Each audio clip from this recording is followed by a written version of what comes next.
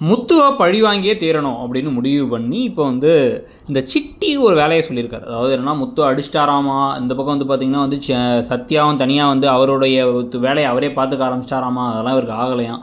அதனால வந்து ஆள தூக்கிறலான்னு சொல்லிட்டு பின்னாடி கார வச்சு தொரத்திக்கிட்டு இருந்தாங்க. இப்போ அடுத்து என்ன பண்ணுறாங்க அப்படின்னா வந்து சரி ஓகே, அதான் பண்ண முடியாம போயிடுச்சு. அதனால நம்ம என்ன பண்ணலாம் அப்படின்னா, வீடியோ ஆதாரத்த வெளியிட்டுறலான்னு போட்டு ரோஹிணிய போட்டு டார்ச்சர் பண்ணேன். ரோஹிணி வந்து அவங்களுக்கு வந்து இப்போ இந்த தினேஷ வந்து 4 அடிய போட்டு வச்சு, ரூ. 30,00,000 கேட்டு, அதில வேற புள்ளையோட ஃபோட்டோலாம் எடுத்து வச்சா மாட்டினா பெரிய ஆப்பாயிடுங்கிறதுனால, அவங்க என்ன பண்ணுறாங்க அப்படின்னா, அந்த வீடியோ ஆதாரத்தை எடுக்கலாம்னு சொல்லி தேடி வராங்க. இதில் புது ப்ரோமோவில் வந்து பார்த்திங்கன்னா, அதில் கொஞ்சம் ஃபன்னியான விஷயங்கள்லாம் நடந்து, முதல்ல அவர் வந்து சார்ஜ் போட்டிருக்கும் பொழுது, முதல்ல 2 தடவை வந்து எடுக்க ட்ரை பண்ணி, அந்த சமயத்துலாம் முத்து திருப்பி வர, அப்புறம் முத்து சார்ஜ் ஃபோனை போட்ட அப்புறமா சார்ஜ் போட்ட ஃபோன்லேருந்து எடுத்து, அதில் வந்து கடுன்னு சொல்லிட்டு அந்த வீடியோவை பார்த்து, அப்பா ஆதாரம் கிடச்சிருச்சு, இந்த வீடியோவை நமக்கு அனுப்பி வச்சுக்கலாம் நமக்கு நாமளே அப்படின்னு நினைக்கும் போது ஃபோன் சுவிட்ச் ஆஃப் ஆகிடுது. ஸோ அவங்களால அனுப்ப முடியல.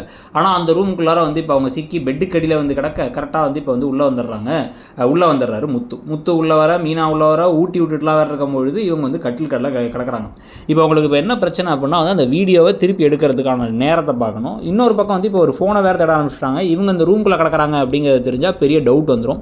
ஸோ இந்த மாதிரி பல விஷயங்களில் இப்போ மட்டும் வந்து அடுத்த கட்டமாக என்ன நடக்க போகுது, இப்போ வந்து இதை மீறி இவங்க வந்து ஃபோனை எடுத்து சார்ஜ் போட்டு தனக்கு அந்த வீடியோவை அனுப்பிக்கிட்டாங்க அப்படின்னா மீனாவை வெளில அனுப்புறதுக்கான ஒரு முதல் படியாக அதாக தான் இருக்கும். அந்த வீட்டை விட்டு மீனா வெளில போனாவாச்சும் கொஞ்சமாச்சும் வந்து சூடு சொரணையோடு நடந்துப்பாங்களா, எல்லாத்துக்கும் சமைக்கிறதா என் வேலைன்னு சொல்லி நடந்து அதையே அள்ளி தலையில் போட்டுக்காமல் இருந்துப்பாங்களாங்கிறது வேறு விஷயம்னு வச்சுக்கோங்க.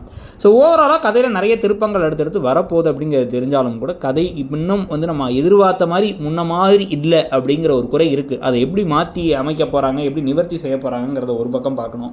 இன்னொரு பக்கம் வந்து பார்த்திங்க அப்படின்னா வந்து ரோஹிணி மாட்டுவாங்க, மனோஜ் மாட்டுவாங்கன்னு பார்த்தா மீனா தான் மாட்டுறாங்க. மீனா சம்மந்தமே இல்லை, அவங்களுக்கே தெரியாது சத்யா தான் திருநாருன்ட்டு. அதில் அவங்க தான் சிக்க போகிறாங்க அப்படிங்கிற நினச்சா கொஞ்சம் கடுப்பாகவும் இருக்குது. உங்களுக்கு என்ன தோணுதுங்கிறத சொல்லுங்கள். தேங்க்யூ.